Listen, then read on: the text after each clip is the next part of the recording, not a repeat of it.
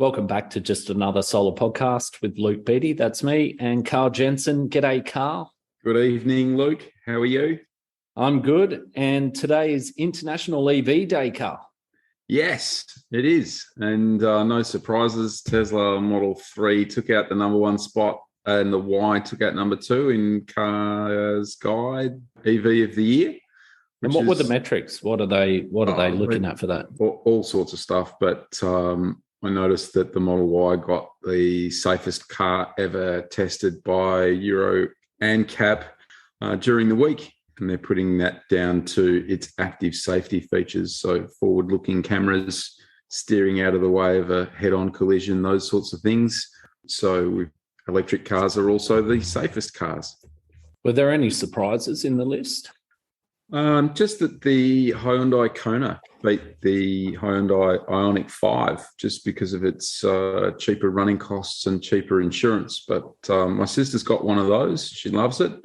It gets 114 watt hours per kilometre, which is utterly incredible because my e-bike gets 50. That's huge, man.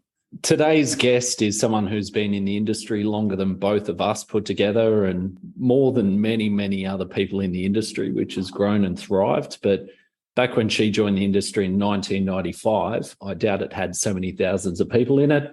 So Kathleen Ryan is joining us, and back then she was with Pacific Solar. She did a stint at BP Solar, Winneco, among others. She's currently with Solar Analytics as a relationship manager.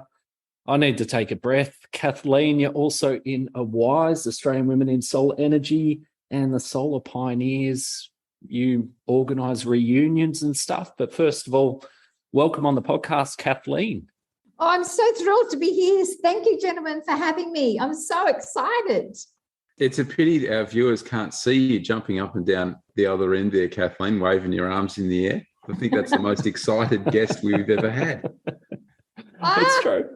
It is. Well, it's just a joy. It's a joy. And it's been a joy building up to this, to think about my life in solar and how lucky I am. I'm a very lucky lady, extremely lucky. But if we may, just remember the Queen. Today is the day that the Queen passed. And what a woman, what a monarch, what a devoted woman. So we will all remember today and where we were. So if we can just take a moment to reflect on the wonderful Queen that we've all had. So may she rest in peace and long live King Charles. It is bizarre, though, don't you think, Kathleen, that she didn't hand over the reins? Is that a traditional monarchy thing where you hang on to it until you actually die? Or is it normal that in history they've passed it on as sort of you'd normally retire and move on? I don't know. She is. I don't know all the answers to that. She was still working until 2 days ago and served for a very long time with dignity. So here, Kathleen. Totally. You could obviously dedicate a podcast to that, and I'm sure there's going to be thousands of them. But we're here to talk to you and about solar. And in your journey since 1995, I'm sure you've rubbed shoulders with some of the bigwigs and some of the most notable people and some of the most interesting. Are there any notable ones you want to mention? Well, I just want to mention my favourite person in the solar industry, and that is the solar installer. He gets on a 40 degrees roof. He feeds his family. He makes the sound. He does all the hard work, and then he installs the system, and then he has to follow up. The solar installer is my unsung hero. I'm sure we'll get lots of extra listens for that, Kathleen. It's true, because I talk to my boys and my girls, and they're just the salt of the earth, the backbone of this country. We don't have all those people doing that work. Where is this country? Nobody can you can't turn up in a suit and say, oh, this is going to be so easy. I'm going to get everybody else to do all the hard work for me and put them all on roofs and they'll bring me all in the money. Those guys really, really work hard. I've been talking to them since 1995. They are my hero. And that's what I work, and Nigel works tirelessly to make sure that those boys and ladies are looked after. So looking at the installers now, apart from the fact there's heavy regulation, multiple layers of standards and all the other compliance. What about the selfies? The selfies. Yeah. But they weren't taking selfies in 95. They also have all of these guidelines about how to install and TAFE courses and so on, but 95, they wouldn't have had that. So how did the guys find their way? Well, I was at Pacific Solar in those days, and we received the money to look into the thin film, the research. So after 95, a couple of years later, we got our first kit, Plug and Power, and that's when we started to really get involved in these boys that I met them because they had to sell this kit, Plug and Power. It was only later that when I went to BP that I met all these guys that have been doing it since 1995, like, Robbie Pitt and Kim Atkinson and Alan Barker, the wholesaler. So in 1995, I was having babies then, right? So I used to turn up at work and do all this work and then go, have babies, and, so my life in 1995 was extremely complicated because I had my next baby in 1996. I didn't meet these guys, as I say, until a little bit later. But I did meet some. We sold that Plug and Power product at Pacific Solar to what we now know are dealers, but I didn't even know what we were doing back then. It was very hard to understand. I didn't know anything about solar. I came from the University of New South Wales from the commercial arm. So I didn't know what I was doing every day. It took me a long time to work out what this world was all about. So Professor Martin Green was around the Uni of New South Wales then, and I remember seeing a thing where he designed the PERC cell, so what we call P-type. He designed that in the 80s. And now, 20 years or 30 years after or something, it became almost industry standard. We're seeing like heterojunction and all these other ones now, but it almost became standard. But he was there in the 80s, well before it all. Did you work with him at all or have much interaction? Well, in 1995, when I started, I became the management meeting secretary. And every Friday, I used to take the minutes of the management meeting. Now, that was the most important role in my whole life. I never understood what they were talking about, but I had to get the action items out of them. So I would say, hang on, stop. Where's the action item out of that?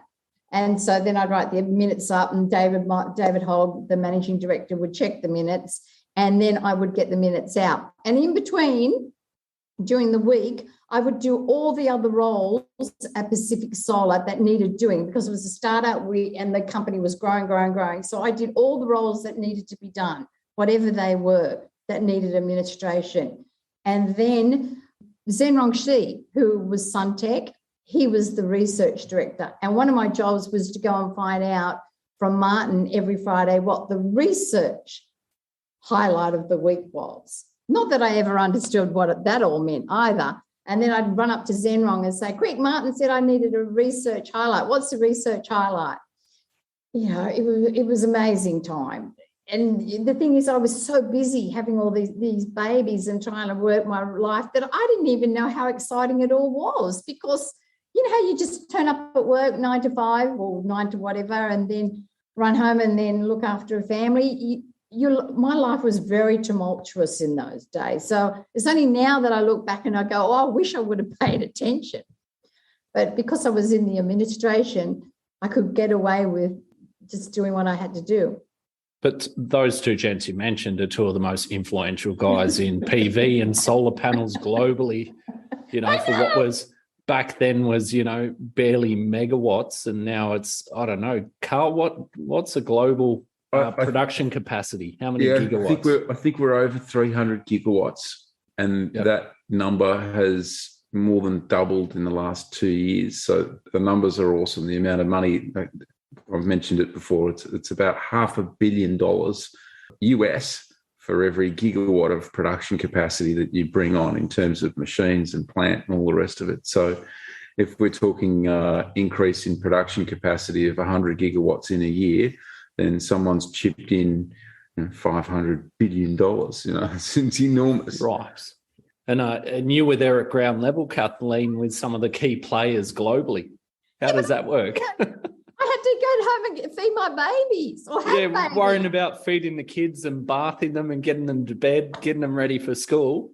And you... No, they were babies. They were being born as we were having management meetings. One management meeting, and I just ran off the day before, and then they all got a text, oh, I've just had the baby. Hope the management meeting's going good. And who's going to do the action points in your absence? I was back very quickly to make sure I was doing the act. I always did the action items. It was my job. I was back at that job 6 weeks. The baby was there, and then I was straight back. As Jeff said to me, my husband said to me, oh, you've had 3 babies. And I went, but my first baby was always my job. And he said, oh, you can't say that. And I went, well, it's true. My job was always my first baby. You have to make sacrifices to survive. You really do. And I have made a lot of sacrifices for my job, but I was happy to make them. But you can't have everything in life. But I had 3 babies.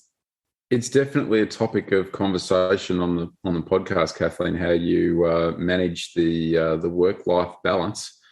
Some have said that they always prioritise the solar industry, and whatever happens in the background happens in the background. It sounds to me like you're that one. Yeah, I always did put work first. If the kids were sick, I didn't take the sick day. Jeff did. And we were lucky that, Jeff worked he worked at the hospital, as a scientific officer. And so we were lucky that he could take a sick day, or we'd pay somebody to, we had childcare. But yeah, I have made a lot of sacrifices willingly.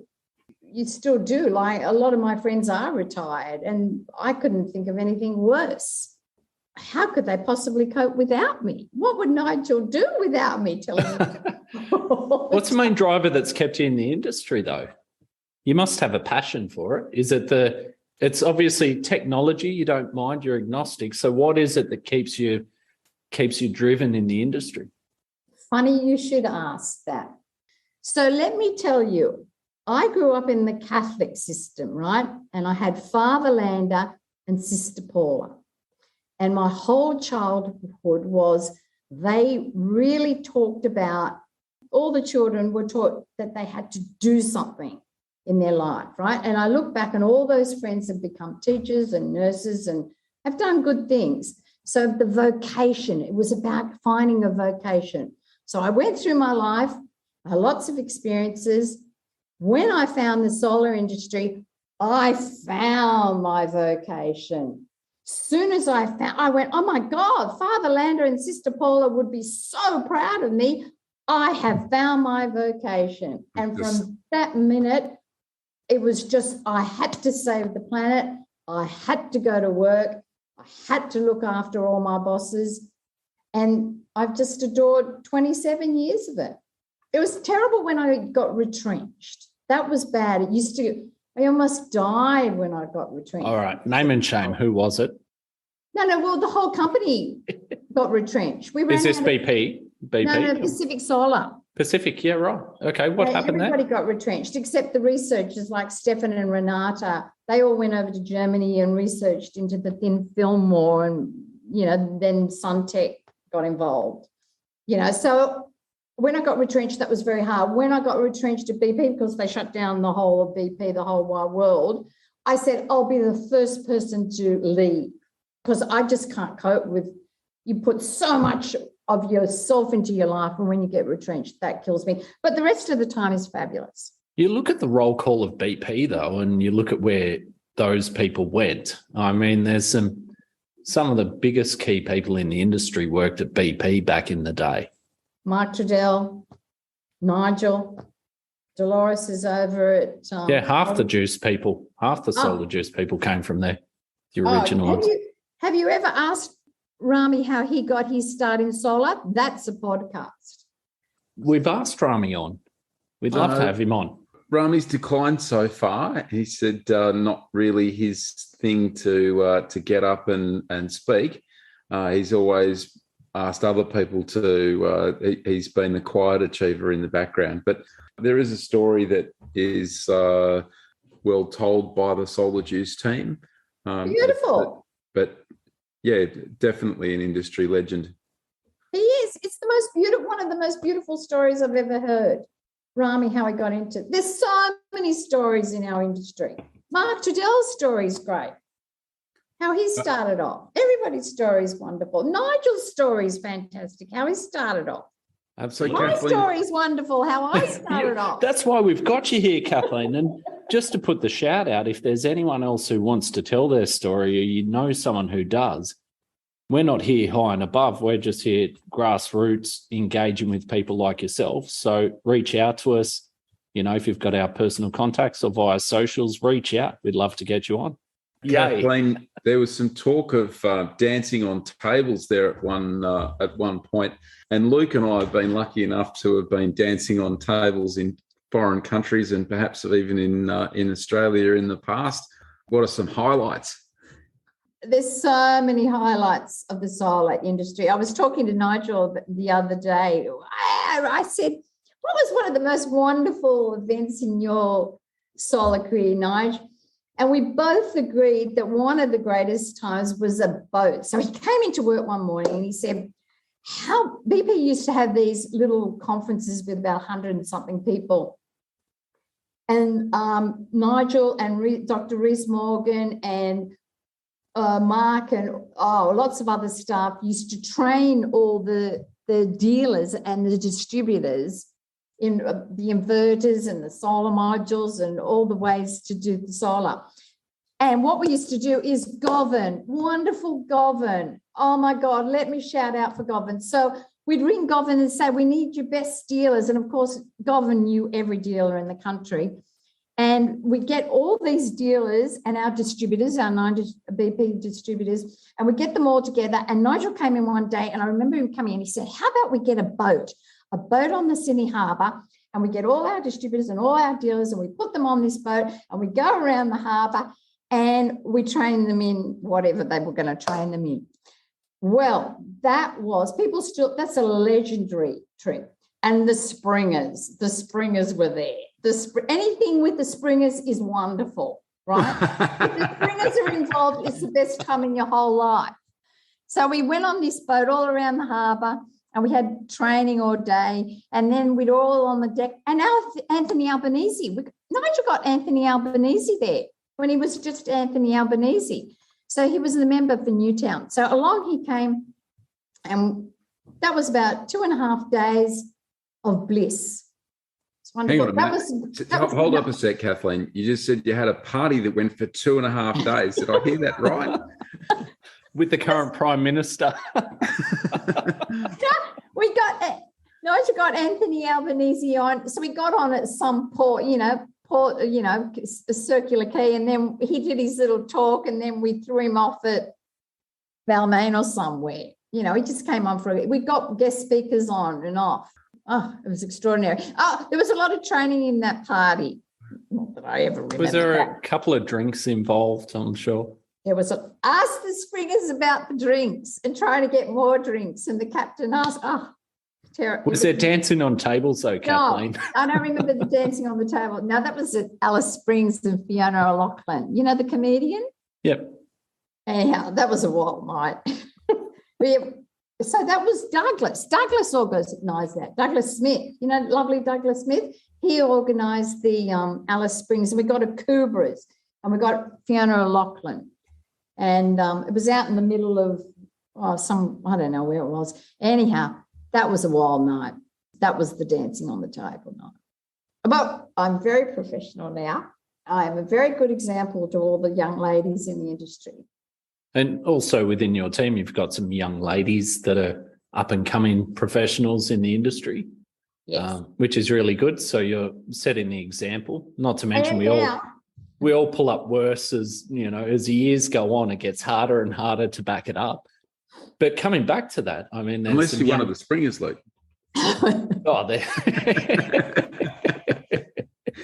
They're good fun, great guys. The best time. I tell you, wait until you hear about the police and me and the Springers. That's another story. Oh, come on. Please do share. Come on. Yeah, you can't drop that bomb and not tell a story. Come on, give us a story. Well, one of these mini conferences, Reese was doing all the training. We were in Brisbane or something, Anyhow, we needed to go out and look after the boys. You know, you always had to look after the boys and buy them a few drinks. And I said to Reese, leave it to me. I'll take the credit card and I'll look after the boys. So we went off with the Springers, and we're somewhere in Brisbane, and we're just having nice, quiet drinks, being very nice. And all of a sudden, we were in the middle of a drug bust.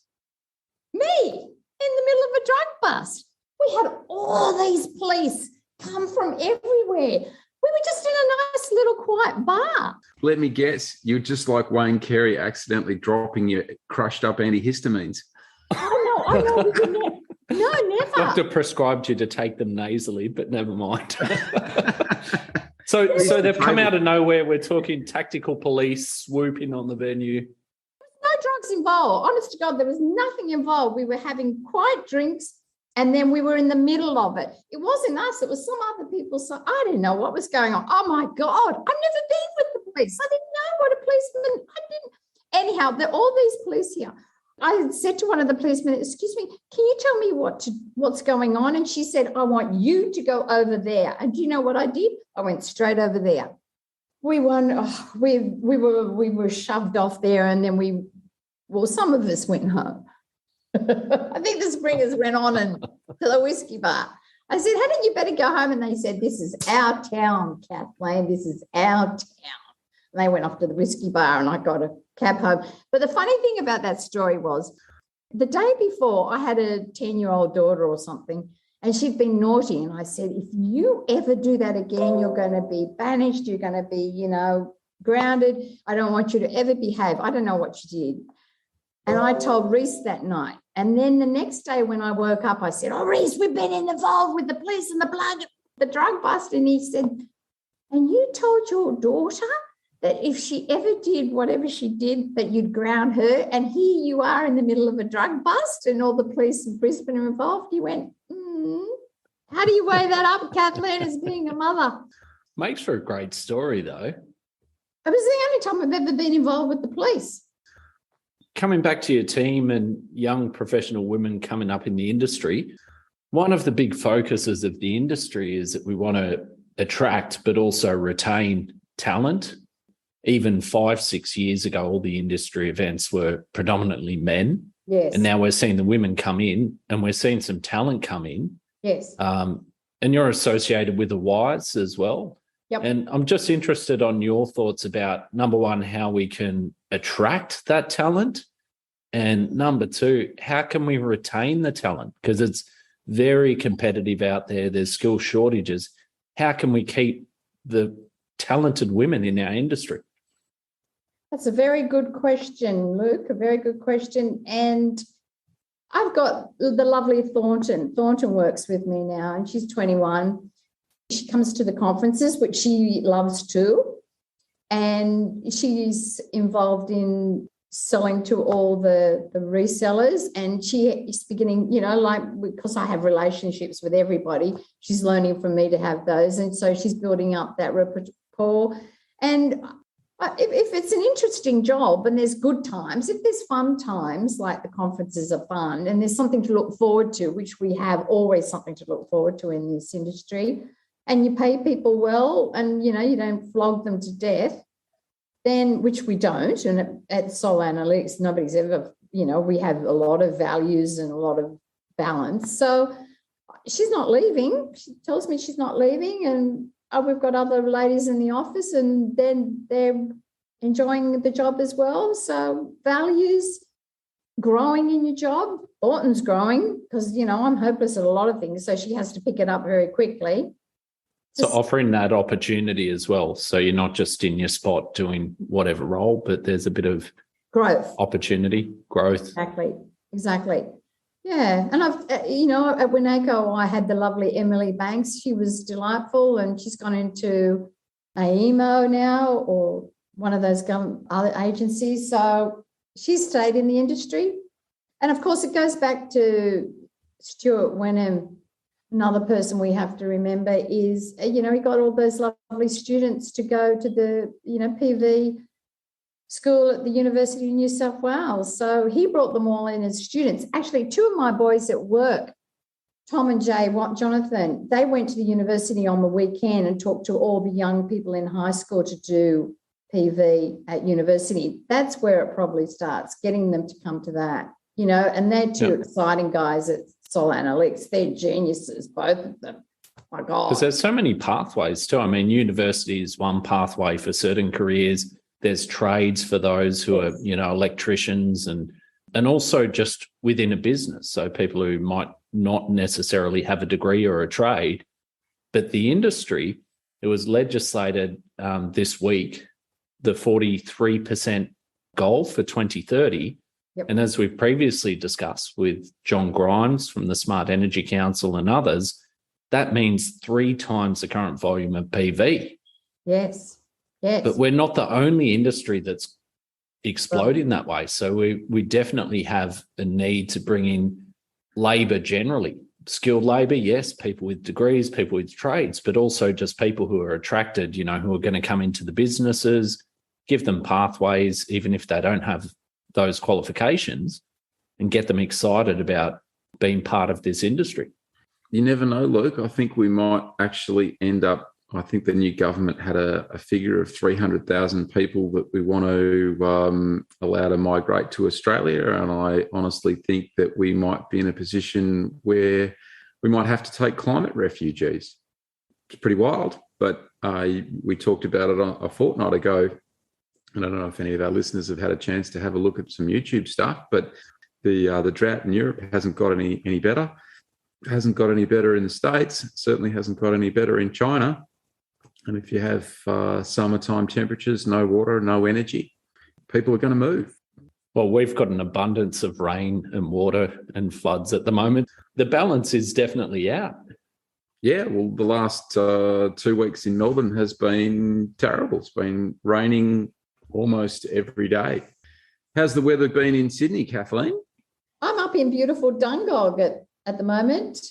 So Dungog, it was raining last night. There's been a lot of rain here and it did flood.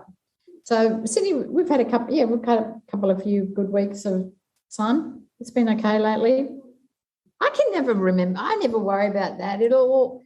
And I was away all of June when Sydney had all that dreadful rain. With attracting young, exciting people, especially lots of women, they have to have lots of good times. Having good times ahead will bring people in. If there's something to look forward to and you've got growth. Yeah, well, I did hear of some people, some electricians that moved from regional Victoria up to Queensland, and their the particular business that they were working for said, what's the story? And they said, well, we're pretty keen to meet some women. And when you live in regional Victoria and you're a sparky or an apprentice, it's a lot harder to meet someone at the pub than it is if you were, say, in Brisbane or on the Gold Coast. So they downed tools and went north to Queensland. So it's difficult for our industry to retain anybody, male or female. So you had a keen eye for talent, Kathleen, as well as nurturing and growing the world's best scientists in PV. That's very kind. But I've got a keen eye at somebody that's good at sales. If they're good at sales, because you've got to be a certain type to be in sales. Like not everybody can be in sales. Sales is a pretty hard game. You've got to get you got to have a theatrical background, I believe. I don't know. My opinion on it, and I've worked in sales for a few years, is that you don't need to be a certain type of personality. You need to be able to magnify whatever personality you have. It's not projecting a different person, it's projecting yourself, but just amplified somewhat. So you can get salespeople who are quite introverted and quietly spoken who are very successful in sales, and then you can get really extroverted people who just can't hone it and aren't successful because they just tread on people. Jack Long's another classic one, magnified personality. You've got Costa, of course, who we spoke about on the podcast about building relationships and so on. So yeah, there's a lot to it. So I came into the office the other day and I said, Nigel, if you and I would have had a child, we would have had Costa. Not that That's it. And on that, I can't see the likeness, though, Kathleen. We're probably going to have the most listens ever, and we'll be getting phone calls from Costa in a couple of days when this airs. Nigel said, he went hysterical. I said, do you think I can say that? No, she said, absolutely. He said, but make sure you say that you're very happy with Jeff and I'm very happy with Claire. And I said, absolutely, we're very, but if we did have a child, Nigel, Costa would be our child because Costa is perfect. He said every single thing that Nigel and I think. You don't have to ask me about relationships. Costa said it all. About caring. That's what Nigel and I. He's got our DNA, that boy. I rang him and I said, could I say that if we had a child, we would have you? And he said, yes. So talking about magnifying personality, that's for lots of people. Costa, it's just natural. He spoke about relationships and building them and advocating for your customer above and beyond the company you're working for. When he said that, I'm just nodding my head going, wow, that's natural to him. And that's why he's so bloody good at it. He's perfect. Let's go to you and Nigel, the mother and father of Costa. You guys have had a long association. Now, Nigel, we started doing this as a backyard podcast, and to a degree it still is, but Nigel's pretty much, as I was saying before we jumped on, my favourite podcaster in solar. He's very easy to listen to. It's like you're sitting there with him. He knows a lot. He doesn't put the veneer on. He's very easy to access, and he's been helpful to me. I speak to him about microphones. I speak to him about how do you get guests? How do you keep the thing rolling? And he's a good bloke to talk to about that stuff. But you guys have a long association too. Nearly 20 years. Yes. So the first time I met Nigel, I remember it. It was at the Building Exhibition Centre in Elizabeth Street in the city. And I was working at Pacific Solar and he was working at BP. And I knew he knew something. I knew he knew a lot. Well, the reputation had preceded him. And I went up to him and I tried to quiz him on how did he do this solar thing? Because you've got to remember I knew nothing, right? So I went up and I was and he told me about the distributors and the dealers. And I went, because I wanted to replicate that at, Pacific Solar. So, of course, I came home and told, my boss. And that was the first time I met him. And then when after Pacific Solar, I went and worked for advertising for Two Wheels magazine. Can you believe that? And they gave me this building magazine and they said, sell this building magazine with advertising. And I rang Nigel and I got a job over the phone for BP. Then I went and worked with Nigel when he did solar business solutions. And then I was working at Winnaco and Jeff was driving the car to Cogra and the car stopped at the lights and Nigel rang me and he said, I need somebody. By the time the lights had turned green, I had the job at Solar Analytics. I haven't been for a job since 1990. Yeah, it's a nice feeling to have someone reach out and offer you a job. And it's certainly an even better feeling to really enjoy the jobs that you've been in, Kathleen. And it sounds like you've had a great time at these roles, which is great. I've had the most wonderful life ever. I'm a very, very lucky person. I'm extremely lucky. Every day I wake up and it's wonderful. I have a lovely family. I have wonderful friends. I have the best job in the world. I've been extremely, very blessed. I can't believe how lucky I am.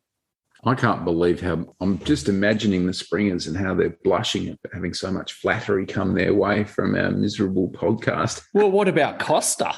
And Costa, yeah. Costa's probably going to be looking like a beetroot going, what did I do? Telling Kathleen that she could say that I was her son. What the hell? But it rubs off. This, your attitude, happy with your family and the industry, everything else. I mean, a lot of people I know have a tendency, even when things are going well, to still be very critical or very pessimistic about stuff. And you seem to be one of those people, even, I'm guessing, when you're in adversity and life's not going great, that you still got that outlook, yeah? Yeah, I do. I have tended to live, put my rose-coloured glasses on in every single day. But why not? You know what I mean? Like, we live at a wonderful time. Life is marvellous at the moment. Like, I don't have, the enemy coming over the hill to rape and pillage, take my husband off, take the springers off and put them into slavery. Like, we don't have to build the pyramids. Life is wonderful now. We do have problems, but there's lots of clever people out there. Look at Elon Musk. Look at the boys at Solar Analytics. Look at Stefan Jarnison, one of the cleverest men in the whole wide world. We're going to solve the problems and we're all going to live happily ever after. Come on. It's true. While it's raining for the next 2 years. It's not raining now. It's not raining right now, but they do say that La Nina is going to hang around for the next couple of years, which means it's going to be wet whilst the rest of the world is in drought. So once again, I agree 100%. We are living in the lucky country. Actually, yes. Speaking of which, in the news this week, it happened after the last podcast. So 1st of September in the UK, the cost of energy went from 28p per kilowatt hour to 52. So energy's gone up by 50% this year so far. They're predicting that there'll be more rises. The cost of gas has gone up. And in Australia, the sun's still falling down on our roofs and we can still buy solar panels and inverters. It's fantastic. We can. I just want to put an asterisk there and say I've spoken to a few manufacturers in the last couple of weeks who have indicated that a lot of their stock is going into the European market. Not only is there an energy crisis now, but as they come into winter, where they're traditionally heating themselves with gas and a lot of Russian gas, they're forecasting that's going to be pretty grim over in Europe. So 3 of those manufacturers have said to me, hey, the global allocation has been weighted towards Europe. Whether that means we're going to see inverter shortages or anything else, I don't think we're going to see a critical inverter shortage between now and 2023, but there could be little gaps in the lineup. There's not going to be a shortage of things to put in there, but there's certainly going to be some of that going on between now and Christmas. Well, certainly this week I heard that Nord Stream 1, obviously Nord Stream 2 is not going to ever happen, but Nord Stream 1 is temporarily shut down with the Russians citing maintenance issues. And of course, everyone's saying, well, they've just turned the gas off. So Germany's now officially cut off from Russian gas. Let's digress back to Kathleen saying that we're living in a very good time. We don't have conquerors on the horizon coming to take us. And we're in a bloody great industry. We have some of the best characters. And you've been organising Solar Pioneers functions. And, you know, there's some amazing people who have been in the industry a long time. But looking at the current crop, I think there's going to be those that carry on and similarly are there decades to come. What are your thoughts on that? The caliber of the people at Solar Analytics, and also, you know, with all the interns that I've had at Winnaco, wow. You know, we've got some really clever people. The guy that made this plan optimizer with the Solar Analytics, he's just a young genius. So I have no worries about the future. We'll have wonderful young people that come in and follow our crusade. All right, Kathleen, that's been great to have you. We don't have that much more time left, but I want you to give us... Don't go, stay. Let's do some more. You can come back another time and we'll see you at All Energy too. So I look forward to that because then we can have a familiar face and have a wine or a beer or a chat or a coffee, whatever suits. Just parting thoughts out to the listeners. Do you have anything that you want to add? Yes, I do. So great. I've written some little points down that I'd like to give us guidance if I could. And the first one is find your purpose in life. If you find your purpose, it's a good start. And I was lucky, as I said, I found mine with the solar industry. And the other thing is turn up to life with a great attitude every day. You know, when I ring some people, I ring a lot of people in my industry, and sometimes their phone voice isn't great. So if you've got a good attitude and a good phone voice, you'll be happy and you'll make the person at the other end happy. The other thing is when you find your purpose, you will usually find your people. Finding your tribe is the most wonderful thing. The other thing I really want to stress is loyalty. Loyalty to your wholesale, loyalty to your boss, loyalty to your staff, and loyalty to your customer, because I've seen that loyalty pay off, right? If you're loyal, you will go places. And the most important example out of my telling my story, and you can see all the millions of inadequacies, and yet I've still managed to find my life in solar. Play to your strengths.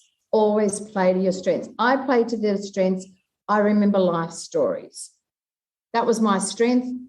And fortunately, for the last 27 years, nobody's pulled me up on that. So if I can give that guidance of my examples of my life, I hope that will help somebody. Thank you, Kathleen. That is a great thought bubble to finish the show with. It's been lovely to have you. I can tell that there's a whole heap more we could discuss, but certainly Kathleen Ryan from Solar Analytics, has been fantastic to have you. Thank you, gentlemen. Good luck. I wish you all the best. Enjoy your life. Thanks, Kathleen. It's been quite an eye-opener. At the end of every episode, typically we stop the recording and I say to Luke, it's another one of those weeks where we've managed to find an incredible guest. So before you press the stop button on this episode, I'll put it in there for everyone. It's just been another week where we've learnt so much about the industry, and I had no idea we went back to 1995. That's a long time, and we discussed before the show, I hadn't even left school, and Luke was still in year 10. So we've got a long way to go. Well, thanks, Kathleen. And thanks for listening. Please click subscribe, like, and share it around to anyone who might get benefit. Cheers.